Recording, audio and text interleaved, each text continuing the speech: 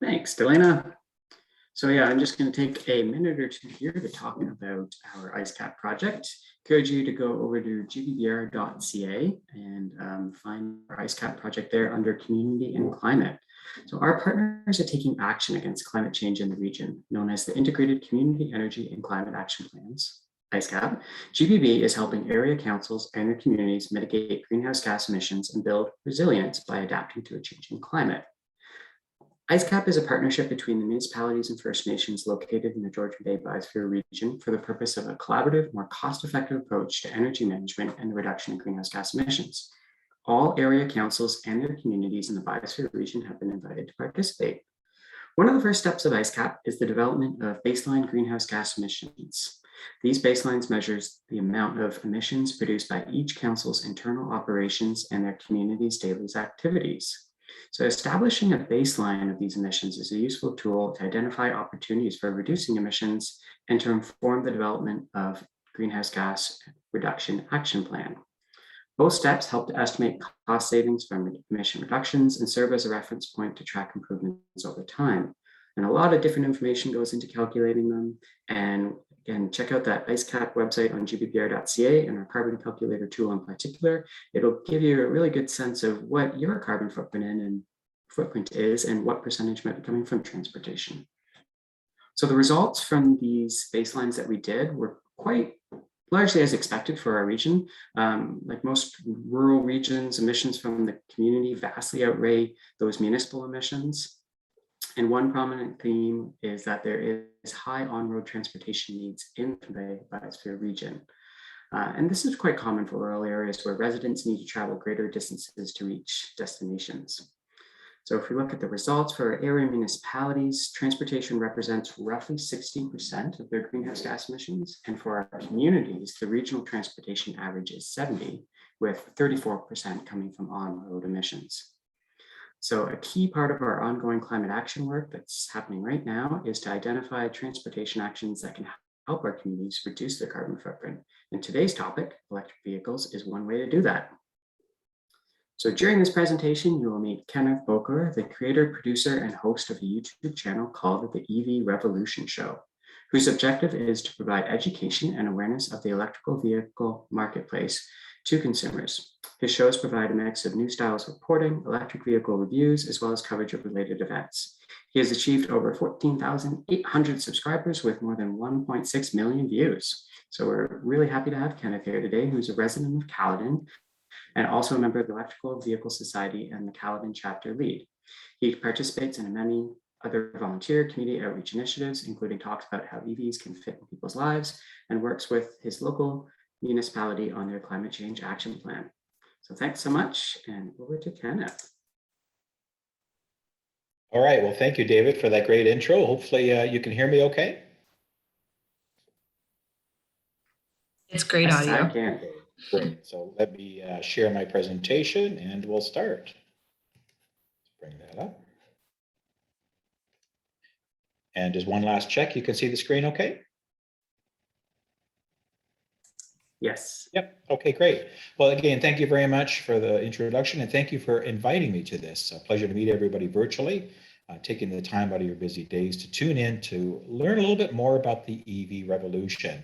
And what's going on in this marketplace, because it is pretty busy. Let me just build this slide out here. As you heard, my name is Kenneth Bokor.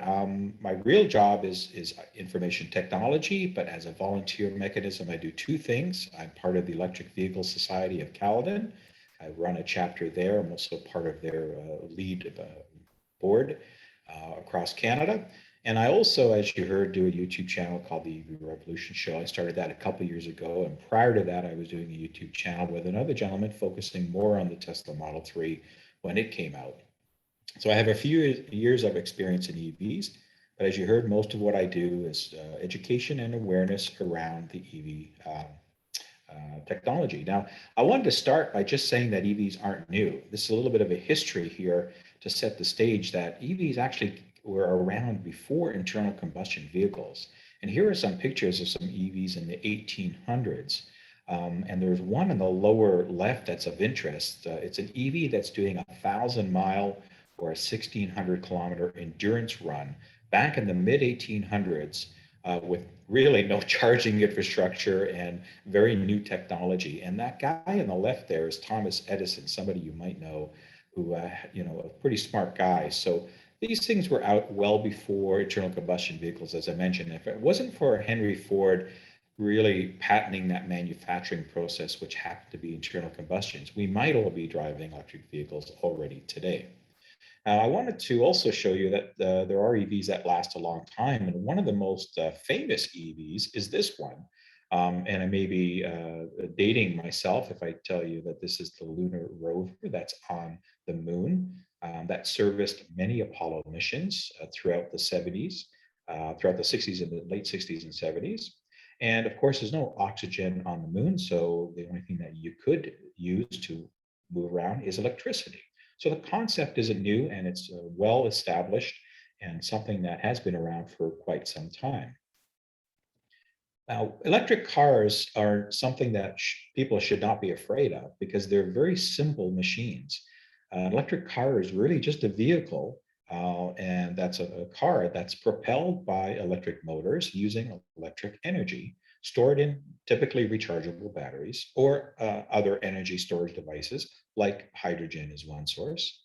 These electric motors are very good because they provide instant torque. There's no RPMs that have to spool up, there's no turbos or anything that have to kick in and internal combustion engines. So they're extremely efficient and you get that instant torque, pretty well 100% of it when you slam the accelerator to the floor, and which creates a very strong linear and smooth acceleration. And anybody out there who has a all electric vehicle will know that.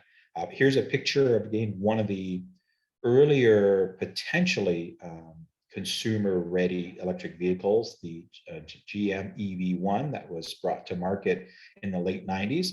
Now, the reason that failed was a couple of things. Some people consider big oil as really the driver for that this thing was doomed from the start. But the reality is that GM was ahead of the curve, where they came out with a great idea and a great vehicle, but there wasn't an infrastructure to support it. And that includes a parts and labor infrastructure for the long term. None of that was really existing at the time. So that's the main reason that they stopped that project. But what it did show early on is that there was interest for all electric vehicles. This slide just talks about the various modes of transportation that we have today from a consumer perspective. And I won't get into a lot of detail. I think this is pretty self-explanatory. I think what we're trying to do, and I'm a big believer in trying to lower my greenhouse gas emissions and doing what I can do for the environment, hence why I have an electric vehicle, but we need to move from the left side of the screen to the right side of the screen. And we need to do it as quickly as possible. So that's why I do what I do in providing these talks. All electric is the best way because that's the true zero emission model, but there is still a good use case for plug-in hybrids depending on the type of vehicle and the use case that it's deployed in. So those are kind of what I focus on my shows and in my talks. Is I focus on vehicles that are called plug-ins. So anything with a plug could be a plug-in hybrid or it could be an all-electric. I don't talk about hybrids because they were a stopgap back in the 70s, 80s, and 90s and 2000s to get better MPG and to conform to regulations. But I think we're well past now from a technology and availability that we don't really need to look at just hybrids. We need to look at vehicles that have a plug and preferably all electric if we can get there. Staying on the history tangent for a sec, one of the first mass market EVs, and some people may have seen many of these out on the roads, that funny looking, either love it or hate it, the 2010 Nissan Leaf. And this was a bit of a groundbreaking vehicle because it was really the first mass market EV that came out. That wasn't the first EV, but it was the first EV that was marketed to a global consumer base. Nissan, I believe, officially launched this in well over a couple of dozen markets around the world. So it wasn't just in the US or just in Canada. It was in various markets globally. And they've passed 500,000 vehicles sold globally since then in the decade. For that vehicle. So it really kind of was a first stake in the ground. It had some limitations, of course. It was expensive, didn't have huge range, but again, it validated the marketplace to show automobile manufacturers that there is a niche for EVs, and that niche can grow into general consumer ownership.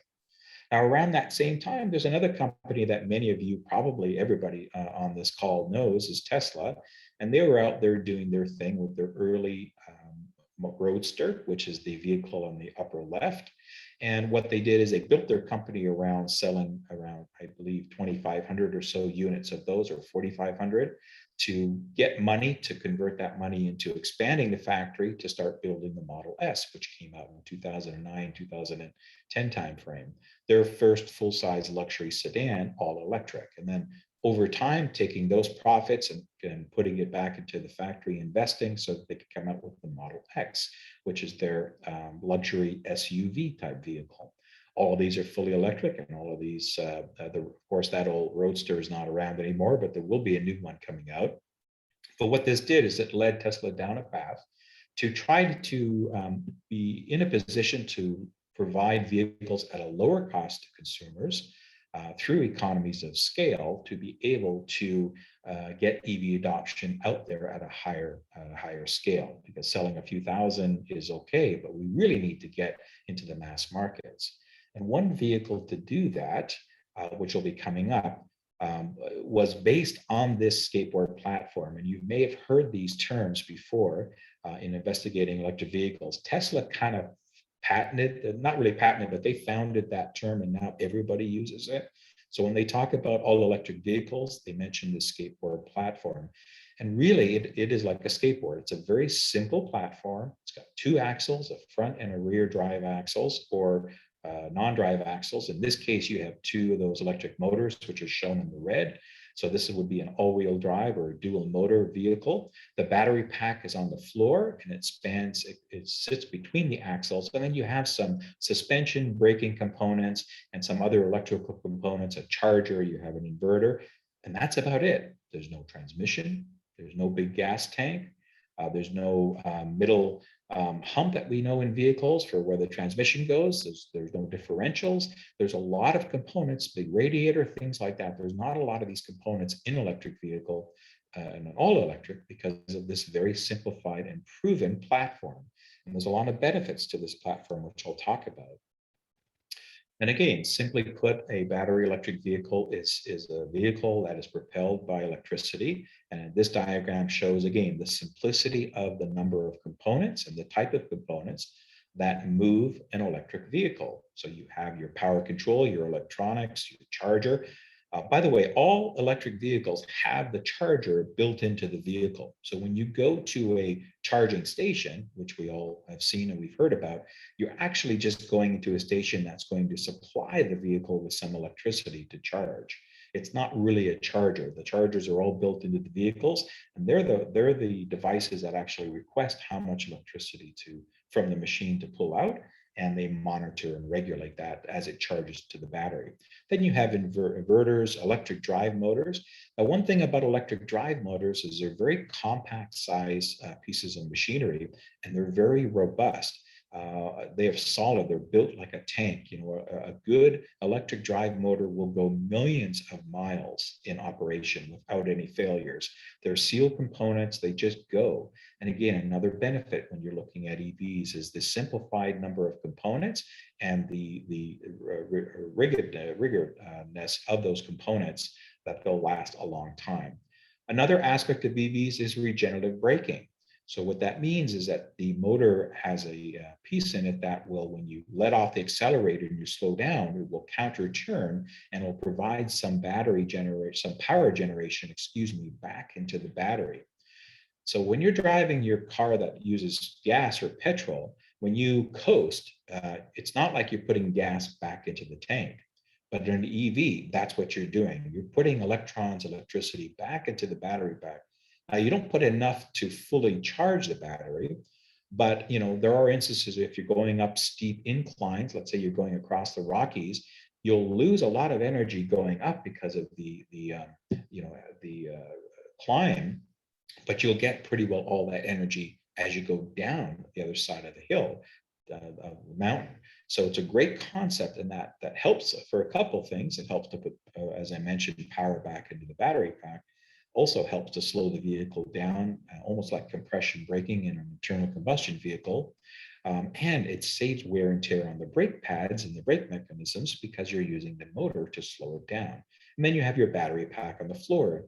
These battery packs can weigh in excess of 1,000 pounds. They can be quite heavy. So these cars, typically all EVs are heavier than internal combustion vehicles of the same size and class because mainly of the large battery packs that they have to carry. But there's benefits to that, and I'll talk about in a bit. I wanted to share two tipping points in the EV industry to kind of set the stage to where we are today. And I think a lot of people that have some grays, like myself, may remember this time when Steve Jobs came out and announced the iPhone, the original iPhone way back when. And I attribute that type of announcement to an iPhone moment for EVs. Now, just remember that phones were not new at the time. It's not like Steve Jobs and Apple came out with a phone there were no cell phones existing already. In fact, there were smartphones already at the time. And I'll probably date myself, by saying the Blackberries, the Palm Trios, there were all kinds of similar type of smartphones out. But what Apple focused on was the user experience and the simplicity of the operation of that and the ability for software developers to provide applications to enhance the usability of that device. And that's really what the tipping point of that industry was. And it really changed the trajectory of the cell phone industry after that. And I believe that this also event was a tipping point for the EVs, which was the Model 3 reveal at the end of March in 2016 by Tesla. And there's a picture of Elon on stage as he's talking about it. Now, it's not that they came out with a car that was different, new really than we've already had vehicles for 100 years. So the car concept wasn't new. What they did though is the simplicity of the design and the lower price point to try to leverage this new model into more owners' driveways, basically, because Tesla is a premium brand. They sell at a very high cost, and in order to get all electric vehicles out to help grow the market, as Elon wants to do, they needed to lower the price. So they came out with the Model 3. And if you've seen a Model 3, have been in one or have one, it's a very simple vehicle to operate. You have one display, it's a minimalistic interior, and everything is focused on, it's actually more software in a lot of cases than car because of the things that it can do. But it was a different way to position a vehicle in the marketplace that was radically picked up. And when I say radically, even before the car was revealed, this was streamed late at night on that evening. There were people lining up at Tesla stores earlier during the day or lining up for days prior to that, like we used to see at the malls where people lining up at Apple stores to get the new iPhone. These were thousands and thousands of people globally, not just in Canada or the US, but globally, that were lining up at stores to put $1,000 deposit. We're talking serious money down on a vehicle that they didn't even see yet. This were hours and days before we actually were able to see and learn the specs about the vehicle. And that was unheard of because by the time that the reveal happened, they had well over 133,000 and climbing reservations. And in fact, over the few days and a couple of weeks around that time period afterwards, Tesla ended up garnered around 500,000 reservations for a vehicle. And that particular action was unheard of in the auto industry. Nobody goes to a dealer and lines up for the new car that's coming. That is unheard of. In fact, the closest thing that's happened that I could find historically was when the original Ford Mustang came out in 1964 as a half-year model. They had about 60,000 or so reservations for this car, but it was a car that people had seen because it was being touted around the auto show circuit and being displayed. So that's probably the closest similarity. So again, people lining up to put $1,000 for an all-electric vehicle that they didn't even see, and then that trend continued. What that did is it shone the light that EVs are vehicles that should be taken seriously, that there is a big market for, and it really, as I brought that to the forefront so that all the main auto manufacturers like the GMs, the Fords, the Chryslers, you name it, that they saw this happen and they go, wow, we better start doing something because this is a market that is going to grow. If this is how it starts, it's going to grow. And it is growing. And in fact, since then, there were all kinds of other vehicles that had come out from various manufacturers. A lot of them were testing, a lot of them were just having development models. But with that little nudge in the industry, a lot of other vehicles came out. So it really helped to stimulate and move the yardsticks forward at quite an accelerated pace in the automotive industry. Because remember, we've been dealing with internal combustion vehicles for over 100 years. I think we've pretty well reached the limits of technology and what we can get out of an internal combustion vehicle or a gas engine as far as fuel economy and mileage and performance and power. We've pretty well reached the technology limits. And remember as well, internal combustion vehicles are only about 30% efficient. So for that 60% of the gas that you're burning in that engine is actually going out as waste. It's going out as emissions. It's not being used to move the vehicle, only about 30% of that. Whereas in an all-electric vehicle, they're about 95 to 98% efficient. There is some energy loss in various areas, but they're very, very efficient. So really it set the stage for the growth on the EV market.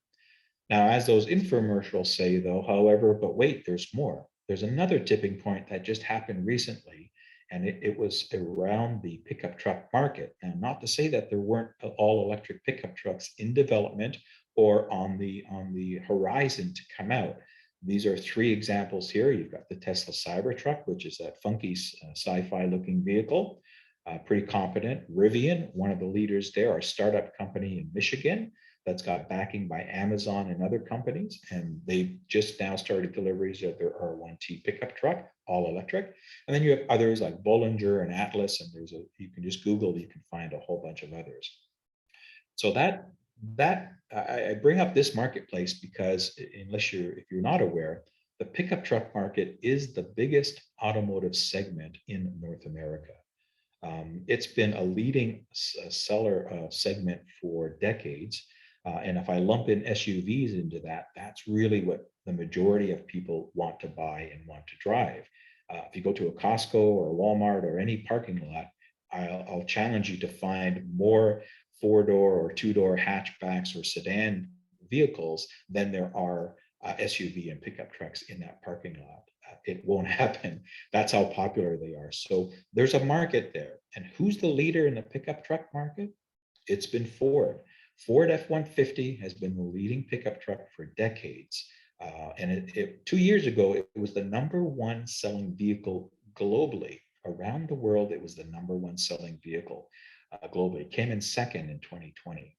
So it's a product that Ford feels very strong about. And what they did this year at the almost in middle of May is they announced an all-electric version of the F-150.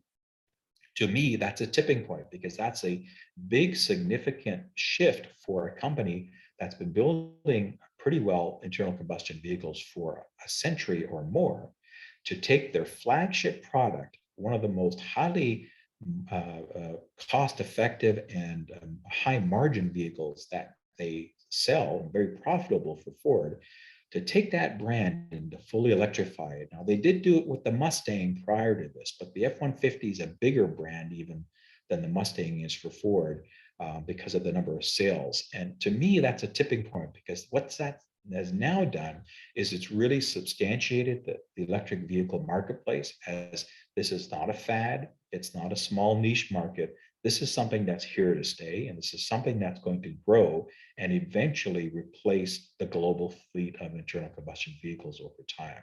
So a very significant event that, again, shook up the industry to say that this is real. And of course, then all the other big guys jump on board. GM's come out announcing they'll have an all-electric Silverado. Dodge will have an all-electric Ram. GMC has brought back the Hummer into both an SUV and a pickup version, which is pretty ironic considering that the original Hummer was about 8 miles per gallon beast that took up 1.5 parking spots. So it's interesting that they brought it back in an all-electric format. But hey, it's all great. So these are really where the market has come. and where they're going. Now, I wanted to talk about availability here in Canada.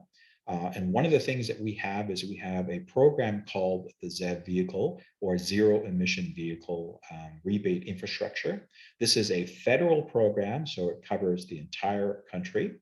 And the next slide might be a little hard to see the numbers, so don't worry about it.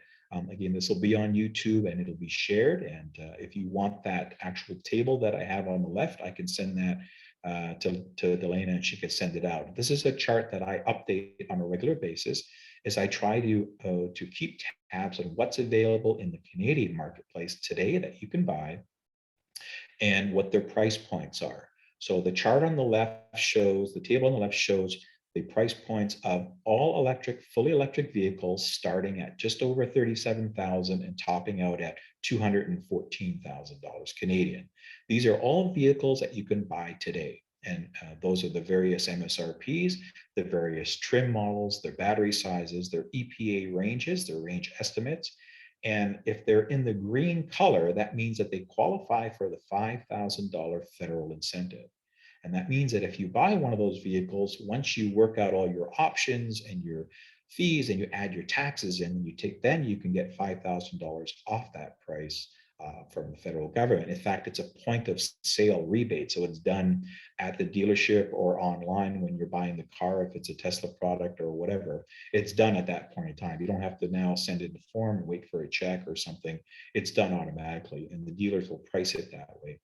So the point of this slide is that there is already today a good selection of vehicles that are fairly cost effective when you look at it, compounding the $5,000, but that there's a good number of vehicles that are available today. So everything that is on that this slide that has a picture, from the Mazda to the Hyundai Kona, they're available today and they all qualify for the $5,000 federal rebate, or at least one trim version, one model of those do. Some of them, all the models do.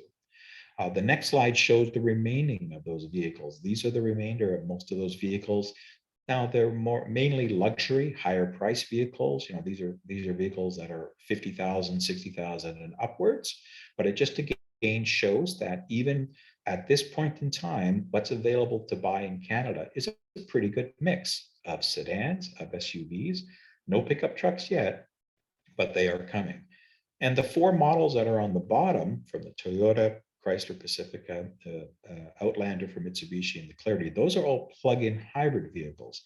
I don't spend a lot of time talking about plug-in hybrid vehicles, but as I mentioned earlier, I do see a use case, a good use case, if the plug-in hybrid vehicle has a battery pack that's enough for an average daily use. Which means that if I got up in the morning and drove to work and then drove home, I could do that in all electric mode and then plug in overnight and rinse and repeat and do that again the next day.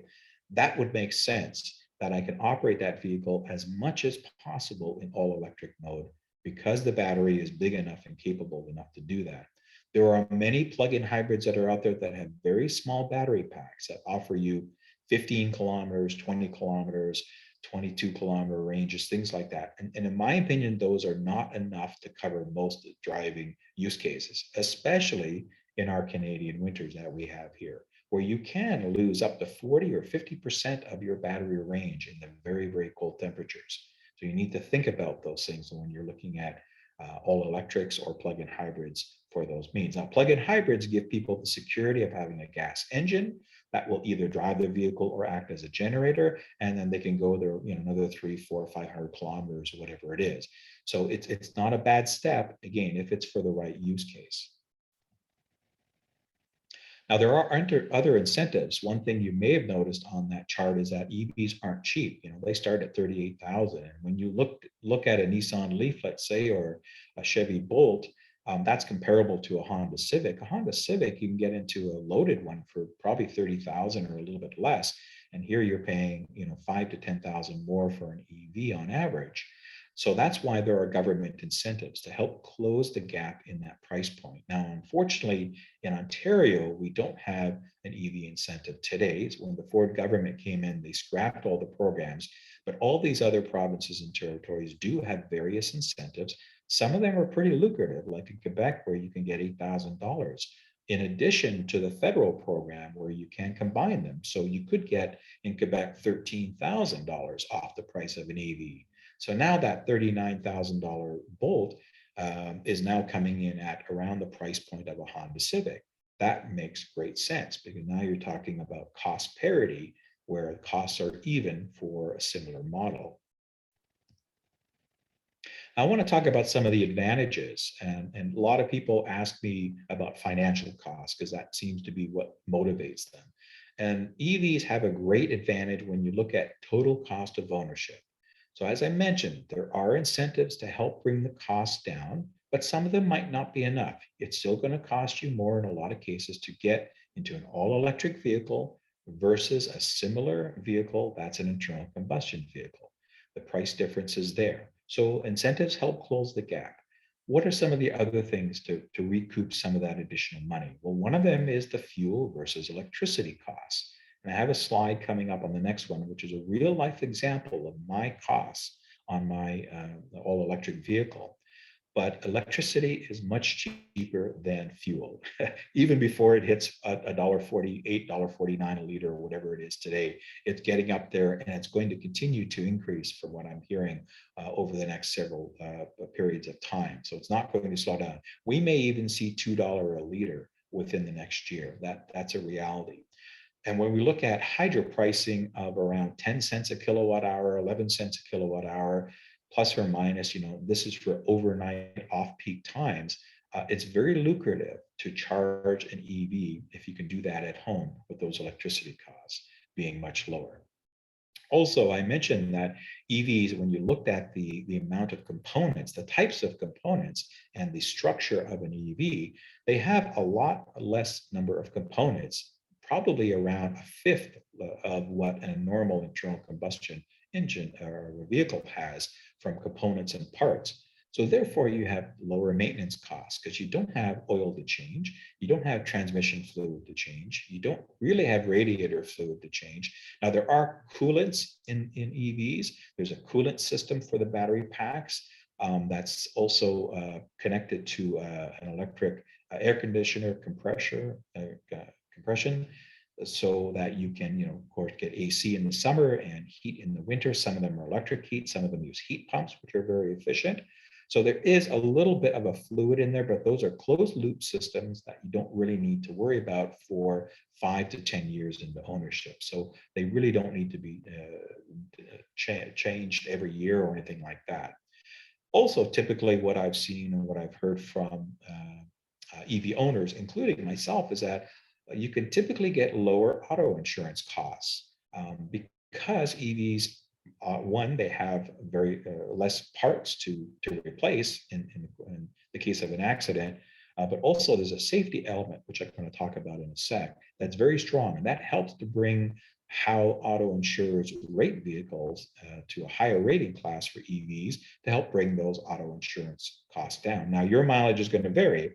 Of course, auto insurance is very much dependent on where you live, your driving record, all kinds of other factors. But the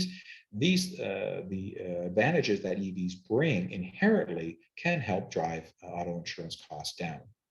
And as I mentioned as well, you have the opportunity, if you have a place to plug in an EV, even a 110, just a standard, wall plug will charge an EV. If you can plug your smartphone into the wall, you can plug your EV into the wall. Now, make sure that that plug is outside and don't bring the EV into the house, of course, but they will charge off a 110. It'll be slow, but they will do it. So most people, if they have a house or a garage or a carport or a laneway, somewhere that they can externally have the vehicle close to the house, to their residence, then most people put in a charger a home charger that will allow them to charge the vehicle overnight within 6, 7, 8, 10 hours to get you back at a very low cost.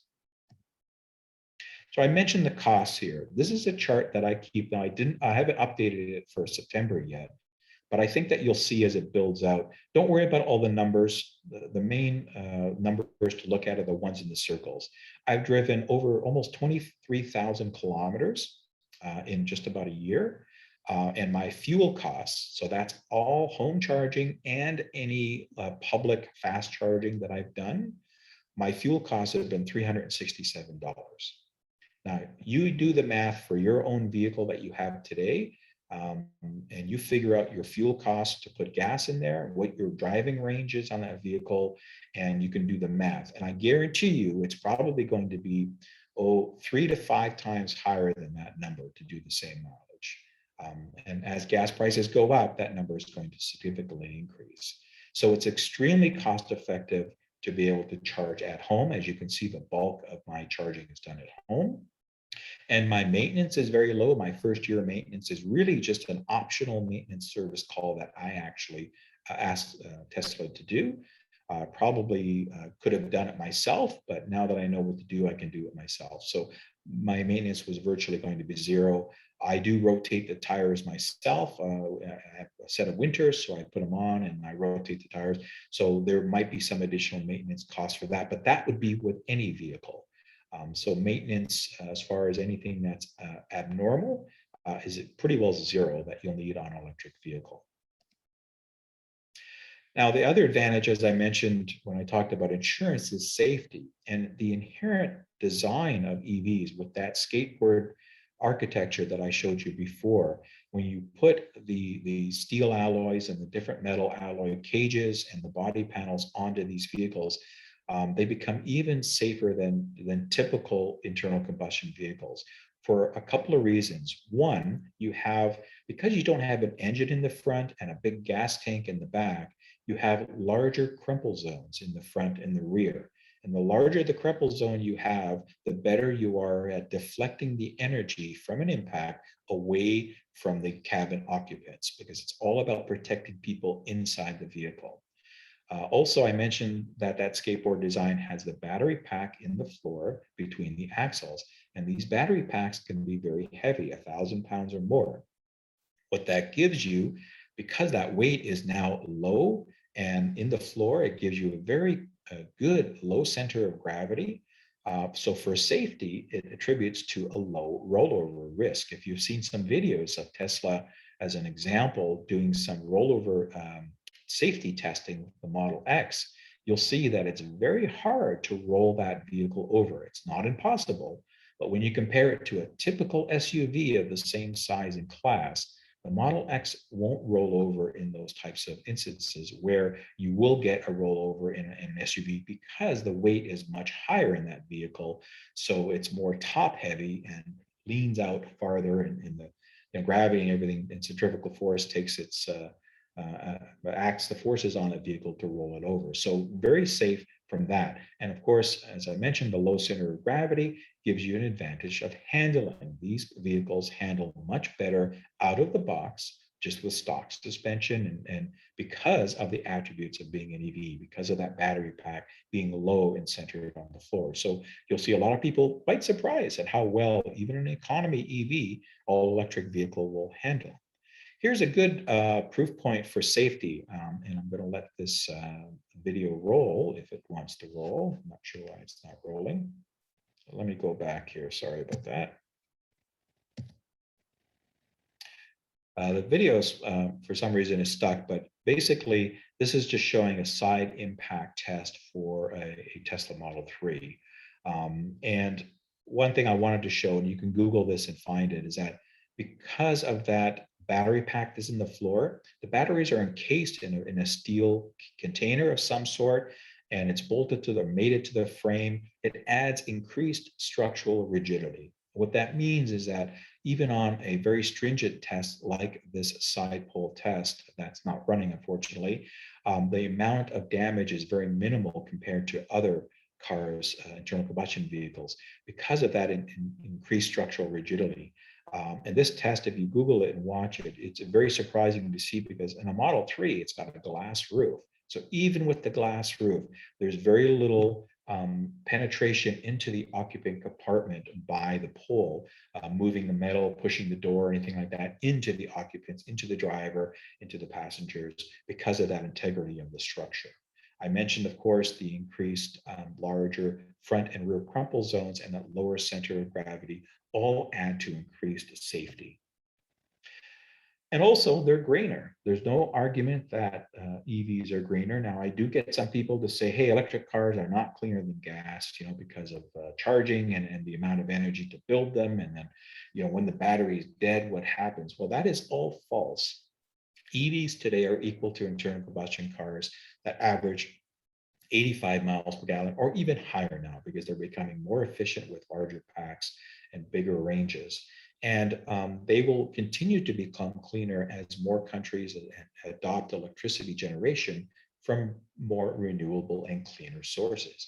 Even in a country like Poland, as an example, where a lot of their energy is still driven from coal, produced by coal, if you run an all-electric vehicle for the life cycle of that vehicle, and the average person keeps the car for 8 to 10 years, you're still going to provide a better carbon impact or a footprint, a lower carbon footprint in that case, even with energy coming from coal, than you would by driving an internal combustion vehicle. And that's because at the end of the life cycle now of EVs, there's a big development of businesses and organizations that will fully, or like 98%, recycle the battery packs. And there's also reclamation in that recycling. So what that means is that not only can they can shred it and take the raw materials, the metals and stuff, melt them down and put them back and reuse them, but the chemicals, the actual components, the minerals from the battery packs, the lithiums, the cobalts, the manganese, the nickels, whatever, they could all reduce it to a powder form and put those back into the raw material supply chain that auto manufacturers and auto battery cell manufacturers use to make the batteries. So that is a growing, and that's going to be huge business this decade as more and more companies get into that.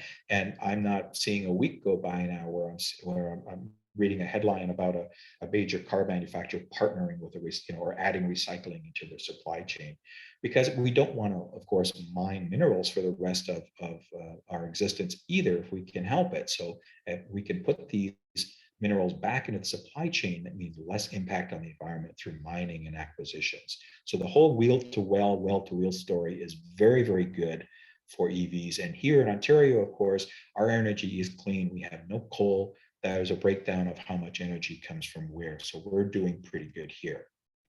Now, a lot of people are concerned about charging. And I did this little study last year where I kind of looked at trying to find how many autos are on the road, how many gas stations, and do some math. And the simple math of it is that it always looked like there's more gas stations, because there are, right? There's almost one on every corner, because we've had 100 years to build that out. But even in the short time that EVs have been around, about a decade, even now, if you look at it, there's about 85 EVs per charging station availability, compared to about 10 times more from an internal combustion at over 800 autos per available pump. That's just the math. And that's going to continue to get better as more and more charging infrastructure is rolled out, both public, both private, there's workplace, recreational, cities, municipalities, everybody's rolling out different methods for charging, and they're going to become more prominent this decade as well. And then don't forget, if you have the ability to charge at home, even if it's at a 110 outlet, your home is your gas station. You can't do that with fuel or petrol. And this last slide is a little old, but it just kind of shows how the switch has happened in the EV marketplace. Not too long ago, people were saying EVs weren't a good idea. They're really kind of glorified golf carts, a waste of space. But all the big automotive manufacturers are all in. Ford's all in. Volkswagen has completely shifted their business model to electrification. They've switched over plants that have been building internal combustion vehicles for over 100 years. There's Wickau plant in Germany is now only building electric vehicles. That's a fundamental shift in the way that these guys operate and these businesses run. So you need to take notice of that, but it is happening, and it will continue to happen over the course of time at different speeds. So is it really happening? Well, this is a graph that I got this just a couple of months ago, showing EV or plug-in sales. So anything with a plug sales in the millions globally. Now, right now, we're only at about, last year, we were about 3 million plug-in cars globally that were sold around the world in 2020. This year, we're tracking to almost double that, to finish around 5 million. Sounds like a lot, right? Just remember, though, the global new vehicle marketplace, every year, the amount of autos, and there's a term called LVD, or LDV, excuse me, light duty vehicles. That's cars, sedans, hatchbacks, pickup trucks, SUVs. So the main stay of consumer vehicles, that marketplace is around 70 to 80 million a year, units that are sold every single year. So the existing fleet out there is huge, right? It's in the hundreds of millions, if not even billions of vehicles that are out there. So to do 5 million out of 70 million, we have a long way to go for plug-in vehicles. But as you can see, the trend is happening. We are tracking in the right direction, which is very encouraging. We just need it to go faster. So for those that are on the fence and thinking about electric vehicles, I hope that you will consider joining the revolution and looking at where an EV may be good for adoption in your family, in your lifestyle, in your use case. I mentioned that I'm also a member of the Electric Vehicle Society of Canada. This is a quick slide that talks about who we are, what we do. We're a volunteer not-for-profit, really out there to create awareness and to answer questions and to talk to people about ownership, about what the pros and cons of EVs are and all this kind of stuff. So we have chapters right across the country. We also work with governments at various levels for lobbying and for providing information and different types of elements that we can partner with there. Lastly, again, one of the things that I do on the side that I'm passionate about, I'm not sure why my video is not running on this presentation, but I do have a YouTube channel. If you search it, it'll pop up. I do have an email as well. If I see some good amount of questions that we will get to, but if there are things that you remember after the fact, don't hesitate to email me. I'm always talking to people about helping them in their choices for EVs and what they might want to do in answering questions. And I'm also on some social media, being Twitter as my main one. So that's it, and I'm open to questions. I will stop sharing now. Thank you so much, Kenneth. That was amazing. It's a lot of new information, and it's nice to hear things like, this is false. It's very reaffirming. We do have a ton of questions that came in, and they were all coming in at different times. So a few might have been addressed to certain levels, but I do like to give them all a bit of attention just in case not. We'll start off with some of the quick and easy ones. Do electric vehicles have friction brakes? So yes, they do. Most of them will have disc brakes that a normal car will have. You might get some of the lower cost models that still will have drum brakes for the rear, but they have friction brakes. You've got to be able to stop the vehicle. So regenerative braking doesn't do it enough. But in most EVs now, even regenerative braking will take you to a point where they can stop the car and even keep the car stopped or hold it stopped.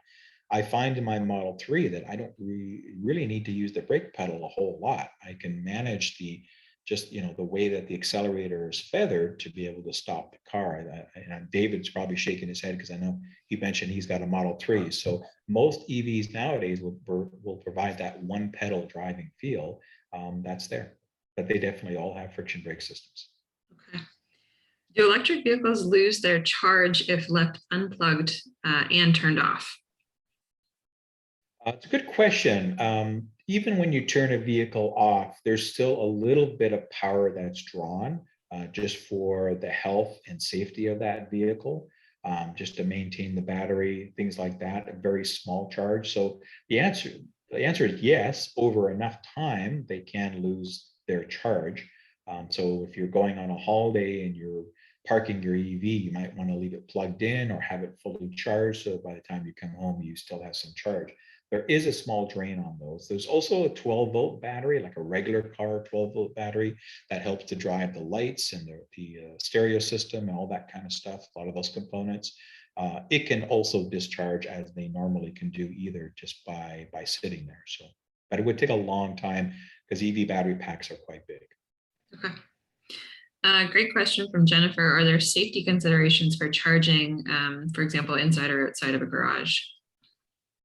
No. However, there was a recent recall by GM for the Bolt series, which is now, there was a problem where their bolts could catch fire while they're charging, even at home or on a public charging. Now, to put that into perspective, there's well over 100,000 bolts that have been sold between 2017 and 2020, and there's about 12 reported incidents. So you can do the math, it's an extremely low percentage. But other than that small element, and GM has now fixed the problem, they're doing a recall. They'll spend the next year or so fixing every single vehicle that they've sold to counteract that problem.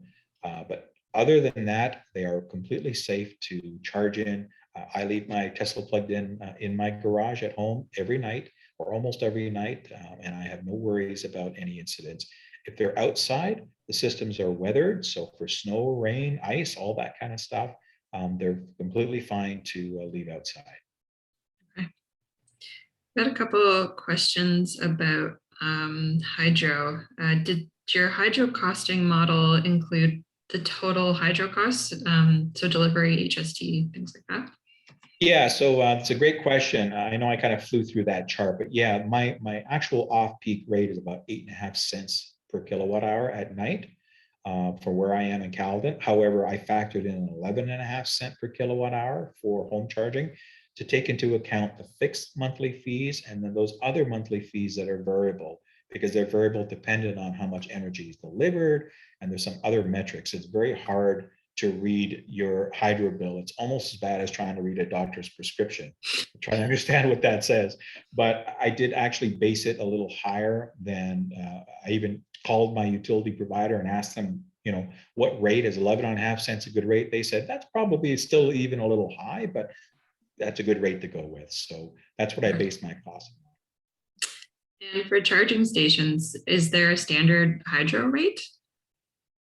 There isn't. There's a movement to try to get them to use different types of billing metrics, but the private charging vendors that are out there, the suppliers, will typically charge at their own rates. 25 cents per kilowatt. It could be depending on the rates and the time of day, how busy they are, all that kind of stuff. So there's not really a standard rate. It's kind of open.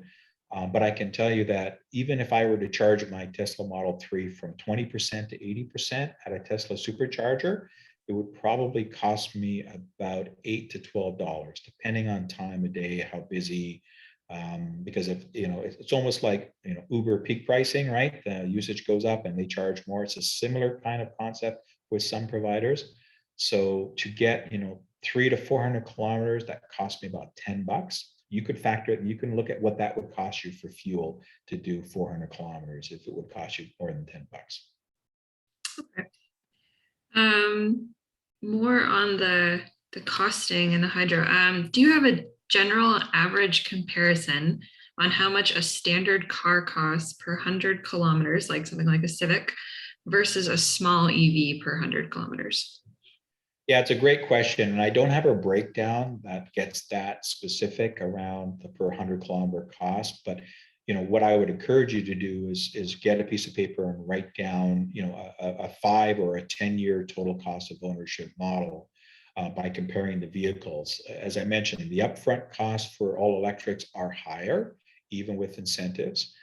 However, that is quickly eaten up in about 3 to 5 years with the fuel savings alone, just because of the lower cost for electricity. And then after that, you're all on the plus side. Insurance, again, you'll have to compare apples to apples. Your yearly maintenance cost, normally new cars, they don't really require a lot of maintenance either, other than an oil change, which is what, $50 to $100 a year, depending on the type of vehicle. If it needs premium, that kind of stuff, you can do it yourself or go to the dealer. So maybe the first couple of years, there's not a lot of really maintenance to do, even on new internal combustion vehicles. But over time, when you get to the 5-year, they have scheduled maintenance periods. There are things that need to be, other fluids and things that need to be checked over the course of time. I would map out a 10-year ownership or an 8-year, whatever suits your need, and try to figure those prices out.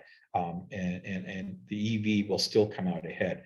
Remember, there are still EVs on the road that are from 2009, 2010 that look brand new, that are still running. Now, the batteries may have degraded, especially on the older ones where they had older technology, but they're still running in very capable vehicles today. So they do last a long time. Okay. Assuming the battery is the thing that determines the life of the vehicle, are any manufacturers allowing for battery replacement to extend the life of the car? Yeah, because EVs are still relatively new, we haven't hit that wall yet where we're getting an influx of old EVs that need batteries. Some of the first generation vehicles, like the older Nissan Leafs, especially the first couple of year ones, had some issues with some of the characteristics of the battery, which there were some warranty repairs and some warranty replacements that were done. There are some companies that have sprung up that you could change out, for an example, a Nissan Leaf older battery pack with a newer one to basically get a new vehicle again and keep you going. That's not a business that has really started up because the manufacturers are focused on trying to get new vehicles out there, and they need battery packs and cells for their new vehicle ramp up. As I mentioned, the light duty vehicle market is about 70 million or so a year. And we're only selling globally about 5 million cars now with a plug. So we need the Fords, the GMs, the Teslas, everybody to be cranking out millions of these vehicles a year, not just 10,000, 100,000, 500,000 a year. So they're going to need the battery packs and the components for those vehicles. Good answer.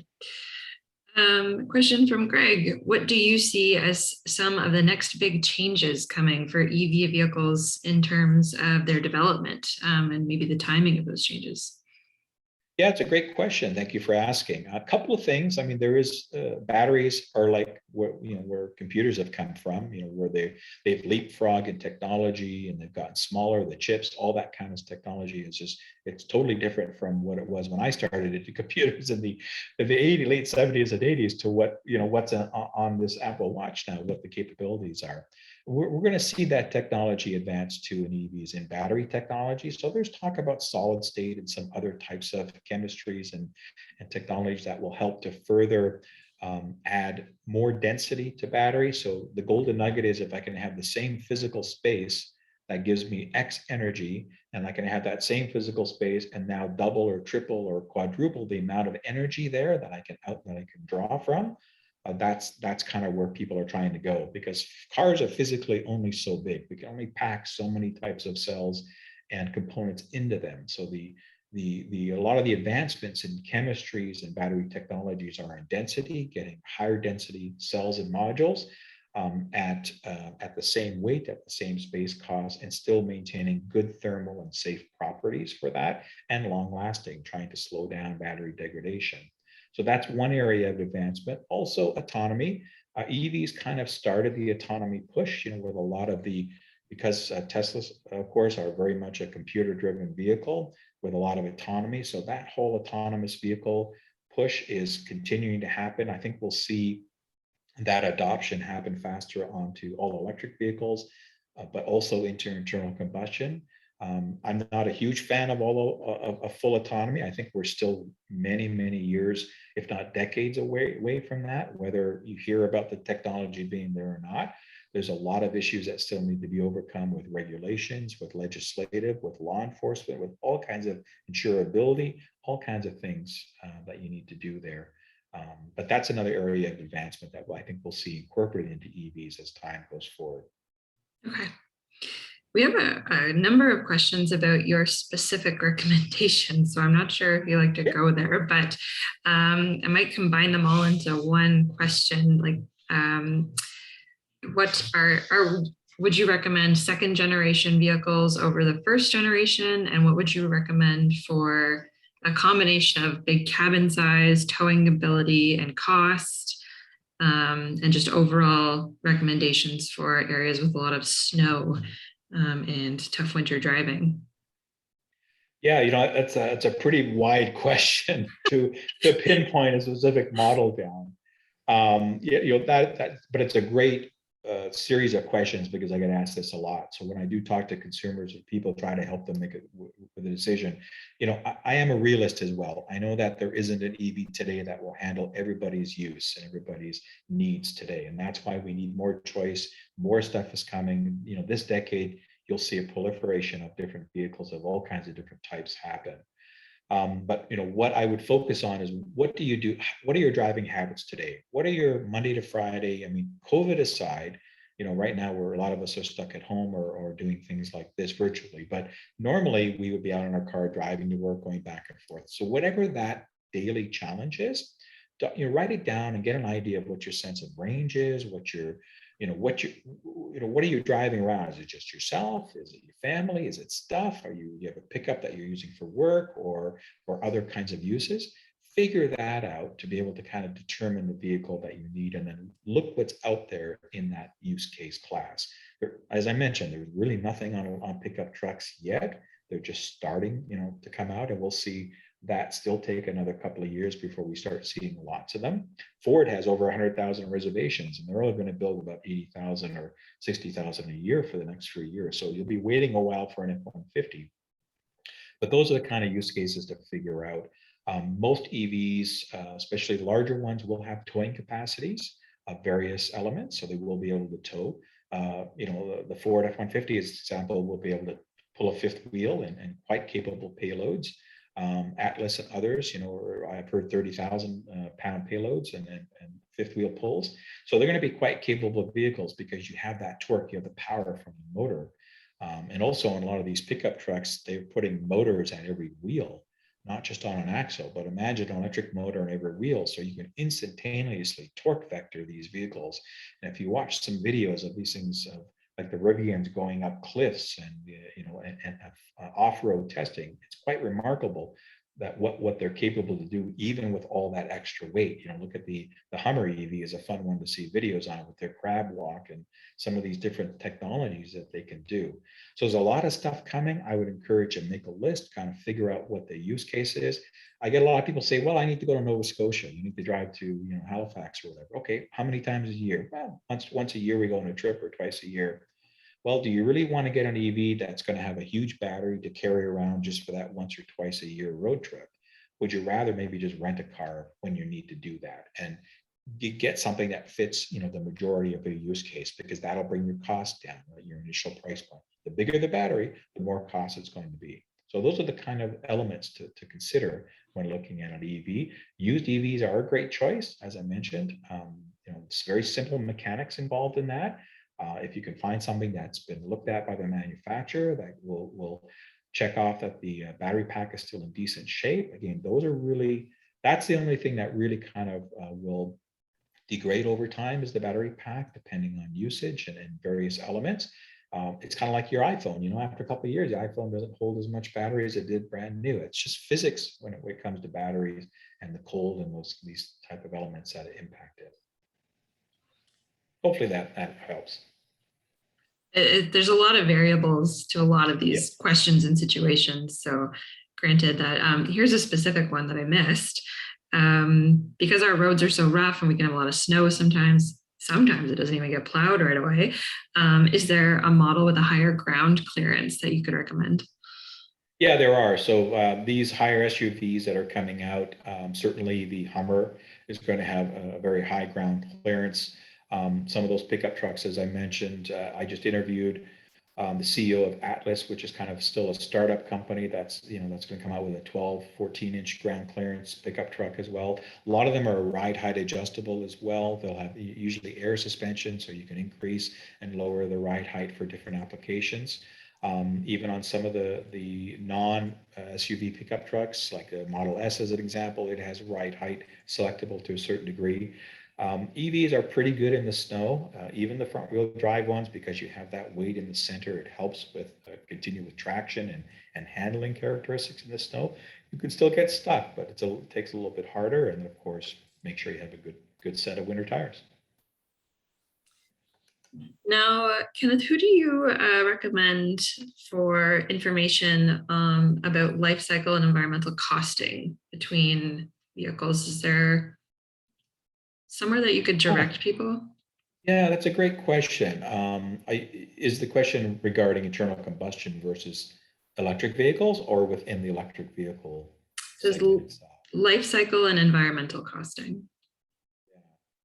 There are, as I mentioned when I talked about the cleaner slide, there are lots of science. There's lots of science behind the fact that EVs, are have a lower impact over the life cycle of that due to the fact that they run zero emission for the majority of their life, while they're in operating. So that's a big plus. And then, of course, the recyclability of the vehicles is quite high, and the reusability as well is quite high for those vehicles. So those are two really strong points that help to offset, the capabilities of VPs versus internal combustions. You would just have to Google something and find some of those science reports. There's different organizations. I don't have one specific repository or site that I could refer you to. I just either get news pieces, or I get things sent to me, or I come across a segment that happens to reference a report, and then I check it out and go from there.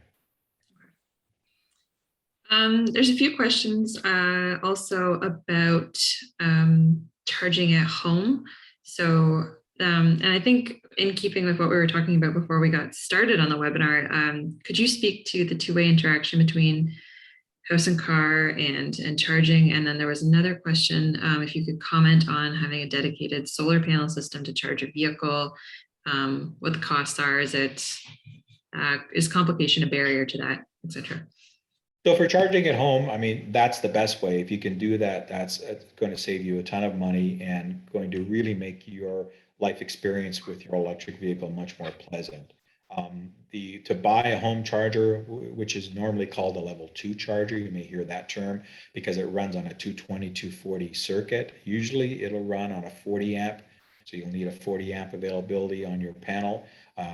If you want to upscale that, you maybe a 50 or a 60 amp, depending on what vehicle. I have a Model 3. I put it on a 60 amp circuit for my Tesla charger because the Model 3 will pull, I believe, about 44 amps to get an 11 to 12 kilowatt charge. So that charger itself is anywhere from $700-800 to maybe $1,200-1,300, depending on if it has Wi-Fi and bells and whistles and that kind of stuff. But they're all fairly straightforward from a level 2. Then you do need it installed, and I would encourage a professional electrician to install it correctly and safely. So that initial cost could be about the same as well as what the charger is. So it could be a couple of grand for everything. There used to be some incentive programs to help with charging costs from the government. I don't believe that they are there. There may be a federal one, and there may be a provincial one that has come back, but I haven't been keeping up to that. So that was something you have to look. A lot of the car manufacturers as well are partnering with home charger providers to sell, or even in some cases provide with the vehicle a level 2 charger. In the case of something like the Nissan Leaf, they come with a level 2 charger. So it's about 20 or 22 amp, I believe. It has an adapter to plug into 110, and then if you take the adapter off, it'll plug into like a dryer outlet. So even if you just have a dryer type outlet in your home that you have access to, you could buy a charger, not have to worry about that installation cost, and still charge a typical all electric vehicle overnight in 8 to 12 hours, the time frame. So those are the costs to get a home charger. I mentioned some of the charging costs. Now, if you have the capability to add in solar, that would be great. An ideal situation, and a lot of folks in Australia and the southern, really sunny climate areas are doing this, where they'll put in solar and they'll feed that solar into something like a power wall or some sort of battery storage subsystem.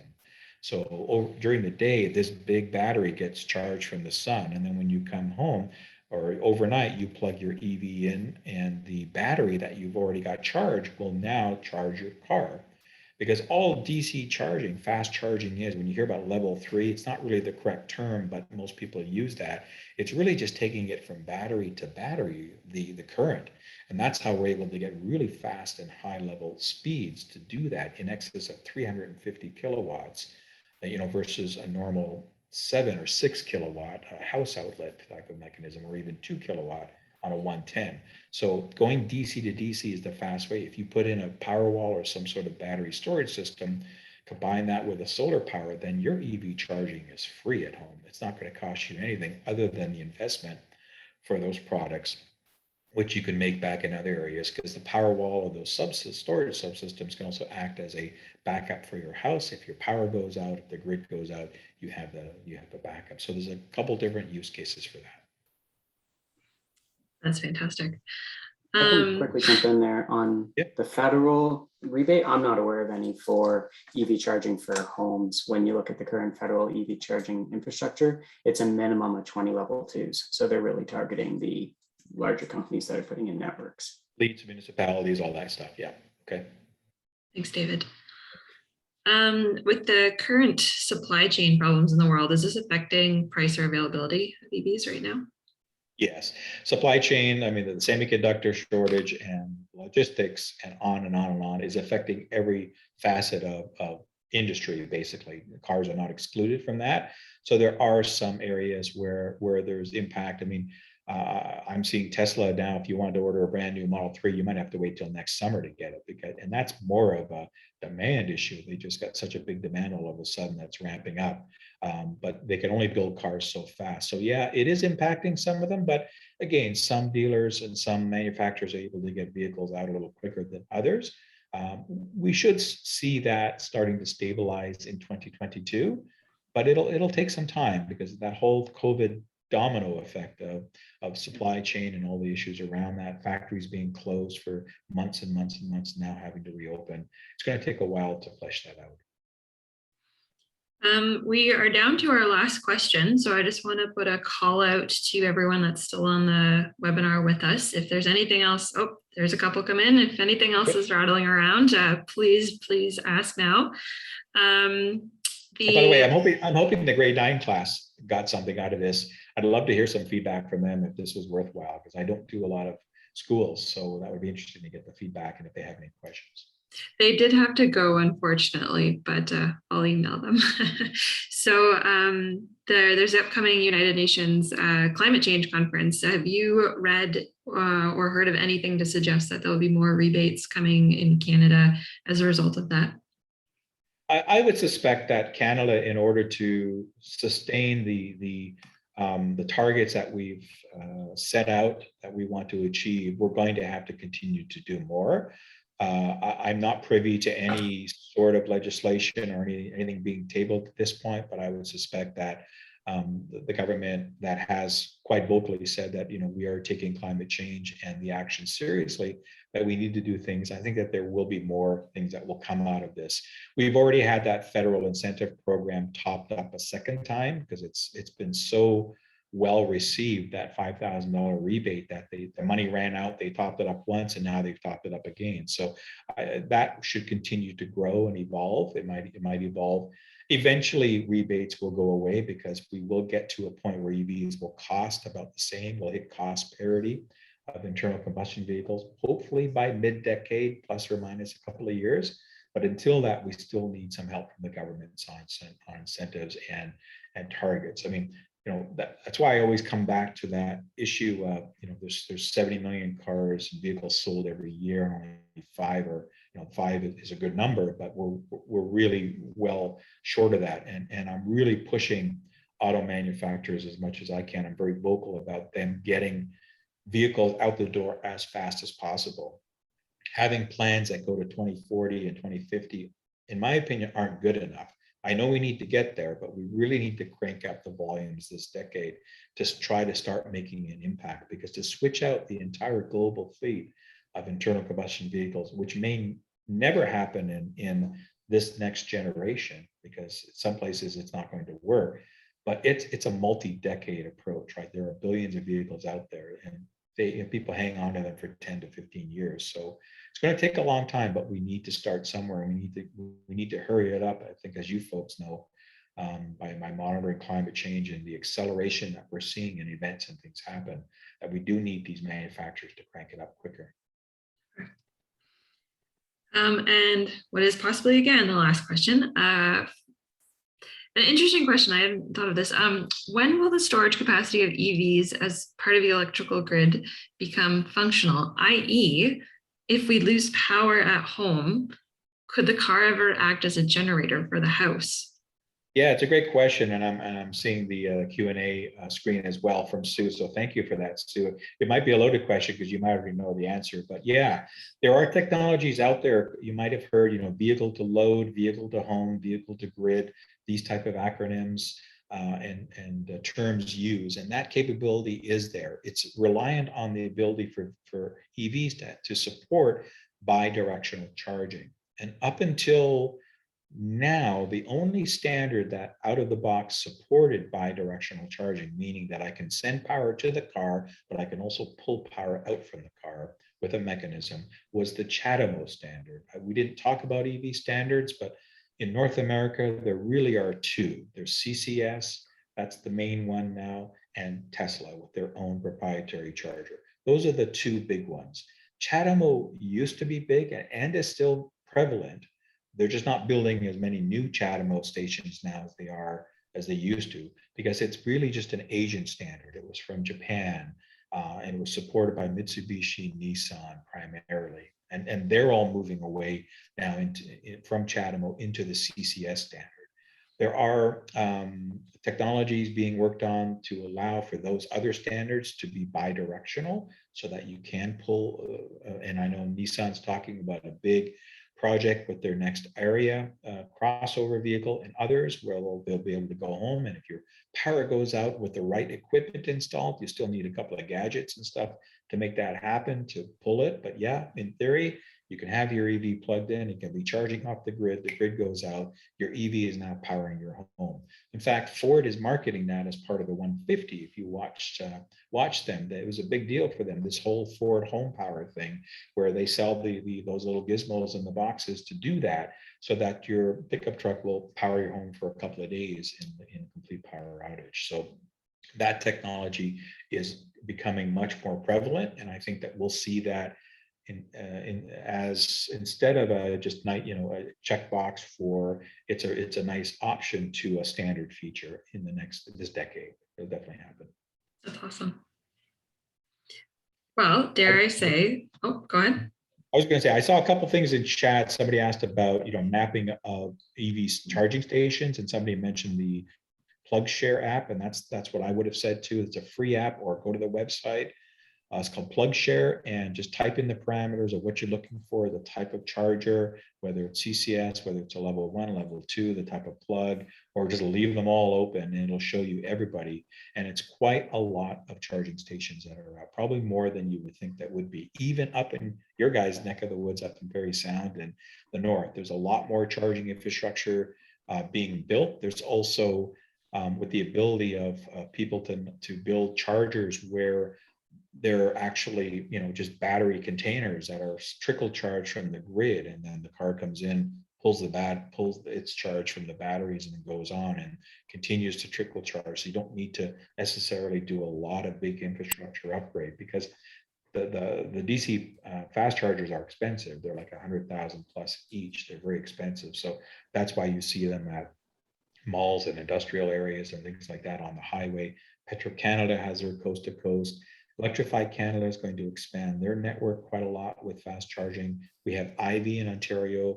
We have a whole bunch, Flow, ChargePoint. There's a lot of other providers that are out there to assist, but it's going to be growing in its coverage area.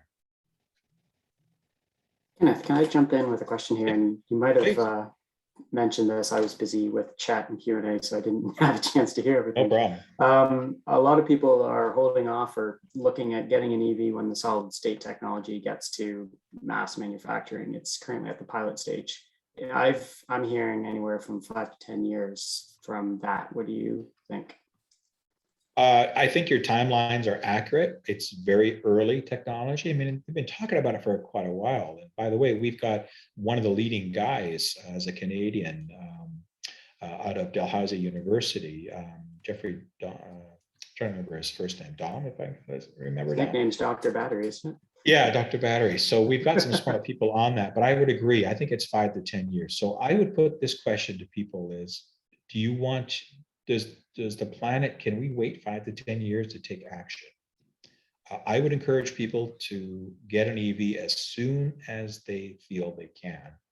For, even if it's a secondary vehicle, a good used EV as a secondary vehicle is a great way to get into that if you're not 100% confident or comfortable with it, because the clock is ticking. We really don't have the time to sit and wait for the best technology to come out.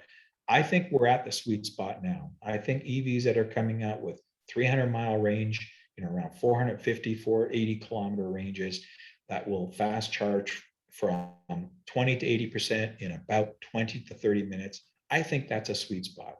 We're going to get bigger batteries, we're going to get faster charging times, but on a regular use case, we did a drive from Caledon, from Brampton to Fredericton, New Brunswick and back. And I can tell you that other than 2 instances where the Tesla superchargers were malfunctioning, where I had to wait because there were some broken ones, which is very rare. The experience of having to stop and charge for 20 minutes to half an hour did not impact the road trip at all, because it was something that I would have done normally anyway. I would have stopped, grabbed a coffee, bio break, whatever, stretched the legs after 2 or 3 hours of straight driving, even 4 hours of straight driving. So for people to look at that we're there now, that sweet spot is there. Vehicles that are coming out are very capable vehicles that will charge decent. Again, look at if you're looking for road tripping, if it's just around your area for every day-to-day stuff, there are a good selection and there's more coming. So the short answer is I wouldn't wait for solid state. I would get into something as soon as you possibly can to lower that emission, because my motto is educating minds one tailpipe at a time, because I'm all about getting rid of a tailpipe at the end of the day.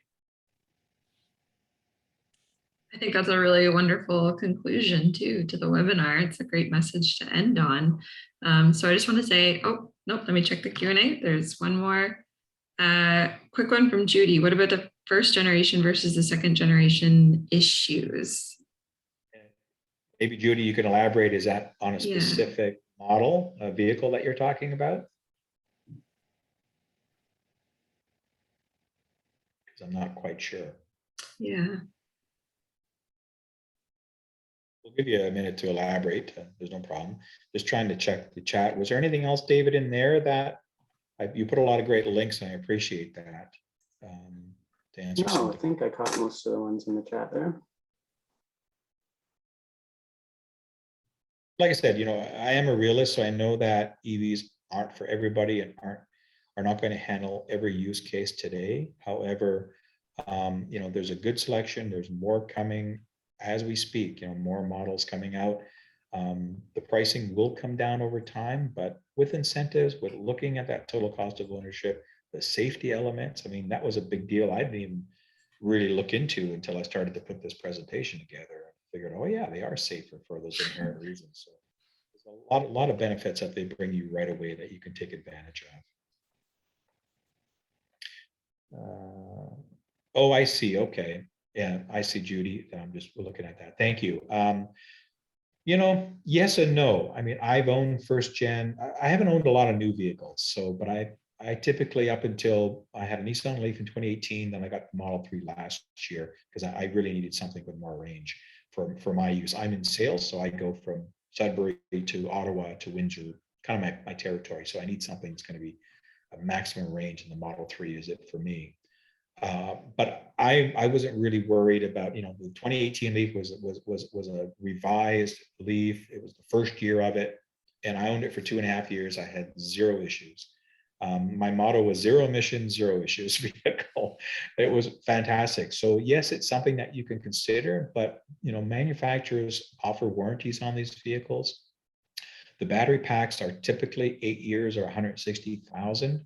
And they will warranty against the battery pack reaching a certain level of degradation, usually 66 to 70% is kind of the range that they have. So that means that in 8 years, your battery pack should still last you 66 or 70% of the original capacity that it had. That's pretty phenomenal, and they do stand by those. Other things about software and things that can happen with any car.